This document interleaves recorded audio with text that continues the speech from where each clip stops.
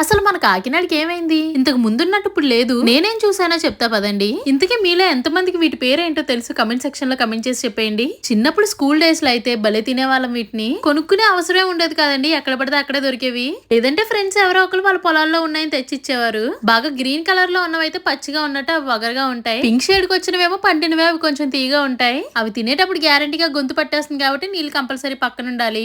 ఇంకా ఈ water Apple summer లో చాలా మంచిది, ఎందుకంటే వీటిలో వాటర్ కంటెంట్ ఎక్కువ ఉంటుంది. 2 రకాలు అమ్ముతున్నారు. ఆ పింక్ అండ్ గ్రీన్ షేడ్ లోనూ కొంచెం తీగా ఉంటాయి, వైట్ గా ఉన్నవైతే ఇంకొంచెం చప్పగా ఉంటాయంట. అన్నట్టు మన కాకినాడ మెయిన్ రోడ్ లో అటుపక్క ఇటుపక్క ఈ చెట్లను ఎంతమంది గమనించారు కమెంట్ చేసేయండి. ముందెప్పుడు నేను అంతగా అబ్జర్వ్ చేయలేదండి, ఈ మధ్య చూస్తున్నాను. ఈ పువ్వులు ఉన్న చెట్లు అయితే ఈ మధ్య చాలా చోట్ల కనిపిస్తున్నాయి. నిజంగా ఈ చెట్లు పువ్వుల వల్ల కాకినాడలో ఉన్నట్లేదు, ఏదో ఫారెన్ లొకేషన్ లో ఉన్నట్టుంది. వీటి పేరేంటో నాకు ఐడియా లేదు, మీకు ఎవరికైనా తెలిస్తే చెప్పండి. ఈసారి కాకినాడ వెళ్తే మర్చిపోకుండా ఒక లుక్ వేసేయండి. వీడియో నచ్చితే లైక్ చేసి షేర్ చేసి సబ్స్క్రైబ్ చేయడం మర్చిపోకండి.